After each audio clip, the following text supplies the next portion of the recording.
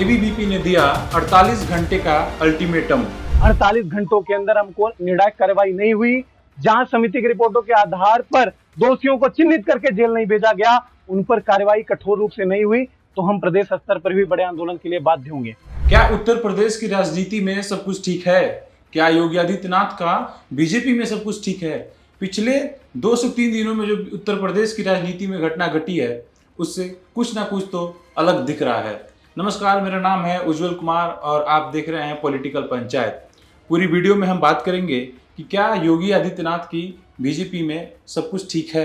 दूसरा, एबीवीपी पर लाठीचार्ज के बाद ये सवाल क्यों उठाए जा रहे हैं कि उत्तर प्रदेश के उप मुख्यमंत्री और मुख्यमंत्री के बीच कुछ ना कुछ गड़बड़ है। तीसरा सवाल होगा कि अखिलेश यादव ने इन पूरे मुद्दों पर परिषद बनाम वाहिनी कहकर क्या साबित करने को कोशिश किया। चौथा और आखिरी सवाल कि भाजपा सरकार में मंत्री ओम प्रकाश राजभर को विद्यार्थी परिषद के छात्रों को गुंडा पहना महंगा पड़ेगा। पूरी वीडियो में हम सिलसिलेवार ढंग से जानेंगे पूरे घटनाक्रम को। दरअसल हुआ क्या कि उत्तर प्रदेश के बाराबंकी में राम स्वरूप यूनिवर्सिटी में गैर मान्यता प्राप्त एलएलबी कोर्स चलाने को लेकर छात्रों में आक्रोश फैल गया और आक्रोश इतना बड़ा कि छात्र जो है वो आंदोलनरत हो गए हैं। इस प्राइवेट यूनिवर्सिटी के विरोध में स्टूडेंट के साथ प्रोटेस्ट कर रहे हैं अखिल भारतीय विद्यार्थी परिषद के कार्यकर्ताओं पर पुलिस ने सोमवार को लाठीचार्ज कर दिया। सोशल मीडिया पे तमाम वीडियो वायरल है। वीडियो में देखा जा रहा है कि कैसे स्टूडेंट को पुलिस दौड़ा दौड़ा कर पीट रही है। कई छात्र बुरी तरह से घायल हो गए और अस्पताल में उन्हें भर्ती कराया गया। विपक्ष ने इस मुद्दे को लपक लिया और सपा के नेता फखरुल हसन चंद जो है सपा नेता छात्रों से मुलाकात करने हॉस्पिटल पहुंच गए। हॉस्पिटल पहुंचने के बाद छात्रों से मुलाकात किया और एक तस्वीर साझा किया अपने एक्स पर। और हसन चंद लिखते हैं कि आज घायल छात्रों से मिलकर उनका हाल जाना, छात्रों की मांग का समर्थन करते हैं। भले विचारधारा अलग है, किंतु छात्रों तक का दर्द और हर समाजवादी पार्टी का दर्द है। श्री राम स्वरूप यूनिवर्सिटी में छात्रों को पुलिस द्वारा लाठीचार्ज की निंदा करते हुए समुचित इलाज हो और पूरे प्रकरण के निष्पक्ष जांच करने की मांग सपा नेता ने कर दिया। समाजवादी पार्टी के नेता के निकलने के ठीक बाद कांग्रेस के सांसद, बाराबंकी से जो सांसद है कांग्रेस के तनुज पुनिया, जो पीएल पुनिया के पुत्र हैं, वो भी उन छात्रों से मिलने पहुंचे और उन्होंने भी अपना तस्वीर जो है वो एक्स पर साझा किया। इस पूरे मामले को जिस तरह से मुद्दा बनाने जाने लगा, इसको देखकर भाजपा जो है वो धीरे धीरे घबरा सी गई। इस पूरे मामले के राजनीतिकरण होते देख बीजेपी नेता ब्रजेश पाठक, जो कि उत्तर प्रदेश के उप मुख्यमंत्री भी हैं, वो भी उस हॉस्पिटल पहुंचे। हॉस्पिटल पहुंचने के बाद वहाँ के जो घायल छात्र हैं, छात्रों से मुलाकात की। ब्रजेश पाठक लिख रहे हैं कि आज केजेएमयू ट्रॉमा सेंटर में लखनऊ में भर्ती अखिल भारतीय विद्यार्थी परिषद के कार्यकर्ताओं श्री अभिषेक वाजपेयी जी के और श्री अंकित पांडे जी, श्री पुष्पेंद्र जी, श्री नवीन जी, श्री अभय पांडे जी, सिद्धार्थ तिवारी, तमाम जो कार्यकर्ता उनसे मिलकर उनके स्वास्थ्य और कुशल क्षेत्र को जाना एवं सभी घायल शीघ्र स्वास्थ्य लाभ हेतु प्रार्थना तथा चिकित्सकों के सभी घायल कार्यकर्ताओं को उच्च कोटि की स्वास्थ्य सेवा प्रदान करने की समुचित उपचार किए जाने का निर्देश दिया। इसके बाद सपा के जो स्टूडेंट विंग है वो अगले दिन इन दोनों नेताओं के सामने पहुंचने के बाद अगले दिन सपा जो समाजवादी पार्टी के छात्र सभा है वो लखनऊ में पूरे प्रोटेस्ट किया और राजभवन को, जो मुख्य राजभवन है, पूरा राजभवन को घेर लिया। वहां से एक तस्वीर सामने आई जहां सपा कार्यकर्ताओं को उठा के, कंधे पर उठा के पुलिस जो है वो बस में एक तरह से भरने का काम कर रही है। ये सोचिए कि सिर्फ इस एक लाठीचार्ज ने कैसे समाजवादी पार्टी को, कांग्रेस को और आरएसएस को एक साथ लाके खड़ा कर दिया। जो आपको मैं पहले भी बताया कि इस तरह से समाजवादी पार्टी और कांग्रेस को एक तरह से मौका मिल गया भारतीय जनता पार्टी को, और उन्होंने उस मौके को अच्छे से लपका और छात्रों के साथ खड़े होकर आंदोलन करने पे उतारू हो गए समाजवादी पार्टी के कार्यकर्ता लखनऊ में। ये तस्वीर आप देख रहे होंगे कि कैसे लखनऊ में लगातार पुलिस जो है उन्हें उठाकर बस में भर रही है। और ये सब घटनाक्रम होने के बाद जब ये मामला राजनीतिक तौर पे और तूल पकड़ते गया तो उत्तर प्रदेश के उप मुख्यमंत्री केशव प्रसाद मौर्य भी तुरंत हॉस्पिटल दोपहर में अगले दिन पहुंचते हैं। हॉस्पिटल पहुंचने के बाद वहां के जो घायल छात्र हैं, छात्रों से मुलाकात करते हैं केशव प्रसाद मौर्य, और उनको भरोसा दिलाते हैं कि ये जो पूरा मामला है, जिन्होंने लाठीचार्ज किया है जिस पुलिस ने, उस पर कार्रवाई होगी और उसको ज़रूरत पड़े तो हम लोग निलंबित भी कर सकते हैं। क्या कहते हैं केशव प्रसाद मौर्य, आप सुनिए। छात्र संगठन के नाते अगर उनको जानकारी मिली थी तो विरोध उनका कर्तव्य भी है और उसका उन्होंने निर्वहन किया। तो मेरी जानकारी में आया है कि पुलिस की कार्रवाई वहाँ पर बहुत ही गैर जिम्मेदाराना थी, बर्बर थी, और जो भी दोषी हैं उनके खिलाफ कार्रवाई करेंगे और जितने भी कार्यकर्ता घायल हैं उनका समुचित इलाज करके वो जल्दी से जल्दी स्वस्थ हों, ऐसी कामना करते हुए हम सबको देखने के लिए आए हैं।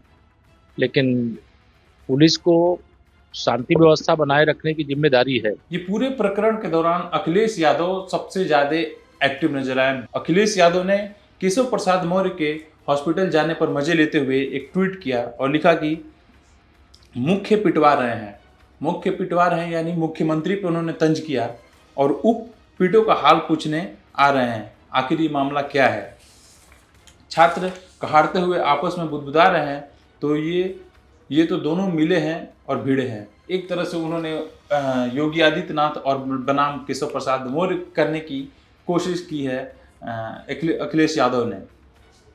ये मामला तुल और तब पकड़ लिया जब ओम प्रकाश राजभर ने, जो उत्तर प्रदेश सरकार में मंत्री भी हैं, इन छात्रों को गुंडा बताया, जिसके बाद ये मामला और तुल पकड़ लिया और छात्र जो हैं वो आंदोलनरत हो गए ओम प्रकाश राजभर के खिलाफ। तस्वीर ये भी सामने आई है कि ओम प्रकाश राजभर के घर पर पत्थरबाजी तक करने को उतारू हो गए छात्र। अखिलेश यादव ने इस पर भी ट्वीट किया और ओम प्रकाश राजभर के घर पे जब हमला हुआ तो इसको बीजेपी के अपने ही सहयोगियों को साथ ना देने का इल्जाम लगाया।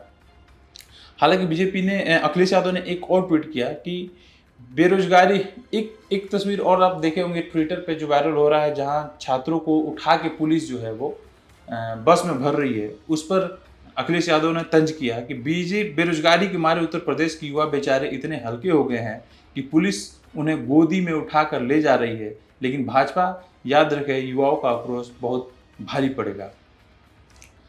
तो ये मामला जो है वो अखिलेश यादव पूरी तरह से मजे ले रहे हैं। लेकिन जो ओम प्रकाश राजभर का मामला है, ओम प्रकाश राजभर के घर पे जो ईंटा पत्थर चला है, इस पे भी उन्होंने ट्वीट किया और लिखा कि भाजपा किसी की सगी नहीं है। कल तक भाजपाइयों को अपनी ही परिषद बनाम अपनी ही वाहिनी हो रहा था, यानी वो अखिल भारतीय विद्यार्थी परिषद बनाम हिंदू युवा वाहिनी, जो योगी आदित्यनाथ की एक तरह से सेना बताया जाता है, उस पर तंज करते हैं और फिर लिखते हैं कि अब अपने तथाकथित राजनीति सहयोगी के खिलाफ उनके आवासों तक पर प्रदर्शन करवा रही है। यानी जो ओम प्रकाश राजभर के घर पे जो प्रदर्शन अखिल भारतीय जो छात्र हैं उनके द्वारा जो प्रदर्शन हो रहा है, उसको कहीं ना कहीं राजनीतिक बताएं, और अखिलेश यादव का कहना है कि भारतीय जनता पार्टी इस पर करवा रही है। भाजपा आगे लिखते हैं अखिलेश यादव, भाजपाइयों की दरारवादी सोच अब अपने गुट में भी दरार डाल चुकी है। भाजपा के सहयोगी बने धन लोलुप लोगों को अब ये समझ में आ गया है कि इस्तेमाली पार्टी और उनकी माली हालत तो सुधर सकती है, मतलब उनके खजाने में माल तो दे सकते हैं परंतु मान कभी नहीं दे सकते हैं। और इस पूरे मामले को अखिलेश यादव ने कहीं ना कहीं ओम प्रकाश राजभर के सम्मान से जोड़ते हुए बोला कि आपके जेब में पैसा तो आ सकता है लेकिन आपको सम्मान नहीं मिलेगा। दरअसल पूरे इस प्रकरण में अखिलेश यादव सिर्फ ट्विटर पे मजे ले रहे थे। इस पूरे मामले पे उत्तर प्रदेश के मुख्यमंत्री योगी आदित्यनाथ ने भी एक्शन लिया। शुरू में तो वो खामोश थे, लाठीचार्ज हुई, लेकिन बाद में योगी आदित्यनाथ ने एक्शन लिया और कुछ पुलिस वालों को निलंबित भी कर दिया गया है, जिसमें से एक सब इंस्पेक्टर, 2 हेड कांस्टेबल और 1 कांस्टेबल सहित 4 लोगों को निलंबित कर दिया गया है। तो ये पूरा मामला जो है वो पिछले 4 दिनों से गरमाई हुई है और इस पे सियासत पूरी जम के हो रही है। विपक्ष को एक तरह से एक फुल टॉस मिल गया है जिसपे वो लगातार खेलने की कोशिश किए जा रहे हैं। वहीं भाजपा जो है वो इस पे अपना अंदरूनी मामला बता रही है और भाजपा के एक मंत्री ने तो यो अखिलेश यादव को नारद मुनि तक बता दिया। उनका कहना है कि अगर आप नारद मुनि का काम करते हैं तो काम करते रहिए। अखिलेश यादव के आपसी परिवार में आपसी कलह को भी गिनवाया। बहरहाल इस पूरे मुद्दे पे हमारी नज़र बनी रहेगी और जैसे ही इसमें कुछ नया राजनीतिक एंगल आता है तो हम आपको ज़रूर बताएंगे कि उत्तर प्रदेश की राजनीति में किस तरह से हलचल मच रही है, क्या सियासी विषाद बिछाए जा रहे हैं, क्योंकि 2027 में उत्तर प्रदेश में भी चुनाव है। हो सकता है कि उससे पहले कुछ भी हो सकता है। पिछले 2024 चुनाव के बाद भी ये खबर सामने आ रही थी कि योगी आदित्यनाथ और अमित शाह के बीच सब कुछ ठीक नहीं है, केशव प्रसाद मौर्य और योगी आदित्यनाथ के बीच सब कुछ ठीक नहीं है, और इस पे लगातार विपक्ष जो है वो तंज करते रहता है। राजनीति में कब क्या हो जाए ये कोई ठीक नहीं है, कुछ भी संभव है इस राजनीति में कि कब क्या हो जाए, कहाँ सरकार बदल जाए, कौन से मुख्यमंत्री बदल जाए। लेकिन योगी आदित्यनाथ भी पिछले कई वर्षों से उत्तर प्रदेश के मुख्यमंत्री हैं और एक चर्चित चेहरा बन चुके हैं भारतीय जनता पार्टी के। आप योगी आदित्यनाथ को पिछले का कार्यकाल देखेंगे तो बुलडोजर बाबा के नाम से तो फेमस है ही, लेकिन एक अलग उनकी फॉलोइंग बनते जा रही है पूरे देश में, और कई लोग तो योगी आदित्यनाथ को एज ए पीएम भी डिमांड करते हैं। लेकिन ये राजनीति के भविष्य में छुपा है कि आखिर क्या होगा भविष्य में, और योगी आदित्यनाथ का राजनीतिक भविष्य क्या होगा, क्या 2027 के चुनाव में इसका इम्पैक्ट होगा उत्तर प्रदेश में या इम्पैक्ट नहीं होगा, ये देखने वाली बात होगी। बहरहाल इस वीडियो में इतना ही। जैसे ही इसमें कुछ अपडेट आती है तो हम आपको बताएंगे कि आगे वहाँ की राजनीति में क्या हलचल हो रही है। धन्यवाद। अगर ये वीडियो पसंद आए तो हमारे वीडियो को पे कमेंट कीजिए, लाइक कीजिए, चैनल को सब्सक्राइब कीजिए और वीडियो को शेयर कीजिए। धन्यवाद।